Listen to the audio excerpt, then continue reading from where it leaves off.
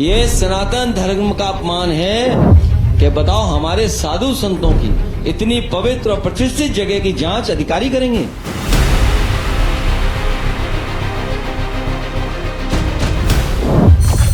ಅಯೋಧ್ಯ ಹುಂಡಿಗೆ ಕನ್ನ, ಯೋಗಿ ಸರ್ಕಾರದ ವಿರುದ್ಧ ಅಖಿಲೇಶ್ ವಾಗ್ದಾಳಿ. ಕಳ್ಳ ಸಿಕ್ಕಿಬಿದ್ದಲೇ ಸಮಾಜವಾದಿ ನಾಯಕ ಗಪ್ಚುಪ್.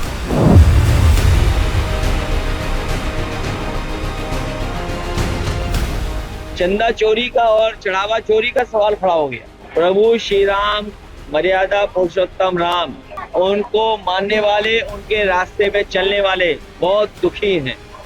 भगवान की एफआईआर बड़ी होगी, हमारी और आपकी कानूनी एफआईआर तो संविधान वाली है, वो तो अलग विषय है, लेकिन जो भगवान की एफआईआर लिखी जाएगी उसका क्या करोगे आप?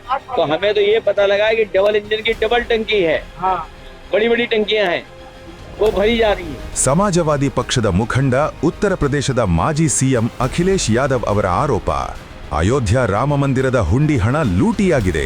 ಇದು ಯೋಗಿ ಸರ್ಕಾರದ ನಿರ್ಲಕ್ಷ್ಯ.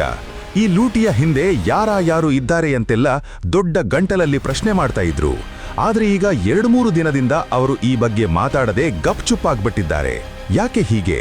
ಹುಂಡಿ ಹಣ ಹೊಡೆದವರು ಯಾರು? ಈ ಬಗ್ಗೆ ಇಲ್ಲಿದೆ ಡೀಟೇಲ್ಡ್ ರಿಪೋರ್ಟ್.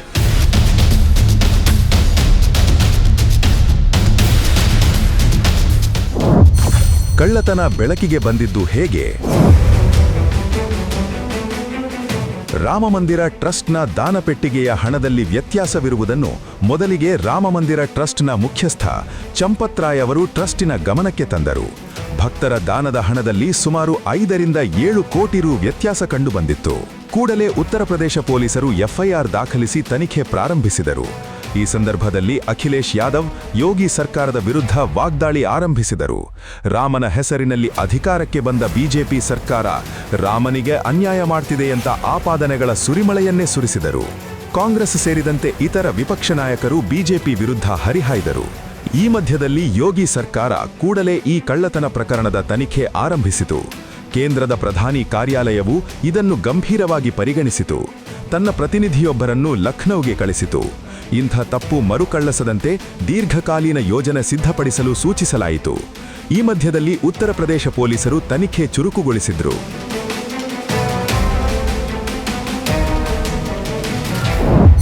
ಸಿಕ್ಕಿಬಿದ್ದ ಹುಂಡಿ ಕಳ್ಳ. ತನಿಖೆ ಚುರುಕುಗೊಳ್ಳುತ್ತಲೇ ರಾಮಮಂದಿರದ ಒಬ್ಬ ಉದ್ಯೋಗಿ ಲವಕುಶ್ ಮಿಶ್ರಾ ಅನ್ನುವವನ ಮನೆಯಲ್ಲಿ 10 ಲಕ್ಷ ರೂಪಾಯಿಗಳ ನಗದು ಹಣವನ್ನು ಪೊಲೀಸರು ವಶಪಡಿಸಿಕೊಂಡರು. ಇದು ಪತ್ತೆಯಾದ ಕೂಡಲೇ ಅಖಿಲೇಶ್ ಯಾದವ್ ತಮ್ಮ ವಾಗ್ದಾಳಿಯನ್ನು ತೀವ್ರಗೊಳಿಸಿದರು. ತಾವು ರಾಮಮಂದಿರ ವಿರೋಧಿ ಅನ್ನುವ ಜನರ ಭಾವನೆಯನ್ನು ಹೋಗಲಾಡಿಸಲು ಅಖಿಲೇಶ್ ಈ ಪ್ರಕರಣವನ್ನು ಬಳಸಿಕೊಂಡರು. मर्यादा पुरुषोत्तम राम के चढ़ावे में अगर कोई बात हुई है तो कैमरा बंद कर करके आपस में बातचीत कर ले, और कैमरा बंद कर करके आंखें बंद कर करके जो चढ़ावा चोरी हुआ वो वापस रख दो, भगवान प्रभु श्री राम माफ कर देंगे। लेकिन बताओ, अधिकारी जांच करेंगे हमारे भगवान के पुजारियों की? ये सनातन धर्म का अपमान है। ये सनातन धर्म का अपमान है कि बताओ हमारे साधु संतों की इतनी पवित्र और प्रतिष्ठित जगह की जांच अधिकारी करेंगे? ये सनातन धर्म पर चलने वाले कोई स्वीकार नहीं कर सकते हैं। ಕಳ್ಳತನದ ಮಾಸ್ಟರ್ ಮೈಂಡ್ ಪೊಲೀಸ್ ವಶಕ್ಕೆ.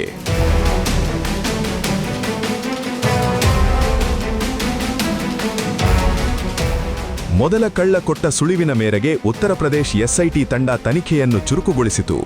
ಆಗ ಸಿಕ್ಕಿಬಿದ್ದವನೇ ಕಳ್ಳತನದ master mind Ram Shankar Yadav alias tin Yadav.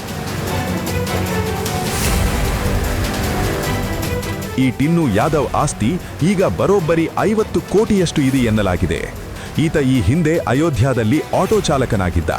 ನಂತರ ರಾಮಮಂದಿರ ಟ್ರಸ್ಟ್ನ ಮಹಾಸಚಿವ ಚಂಪತ್ ರಾಯ್ ಅವರ ಡ್ರೈವರ್ ಆಗಿ ಕೆಲಸಕ್ಕೆ ಸೇರಿ ಈಗ ಟ್ರಸ್ಟ್ನಲ್ಲಿ ಬಹಳ ಶಕ್ತಿಶಾಲಿ ವ್ಯಕ್ತಿಯಾಗಿ ಬೆಳೆದಿದ್ದಾನೆ ಎಂದು ಹೇಳಲಾಗುತ್ತಿದೆ. ಯಾದವ್ ಹೆಸರು ಕೇಳುತ್ತಲೇ ಅಖಿಲೇಶ್ ಗಪ್ಚುಪ್.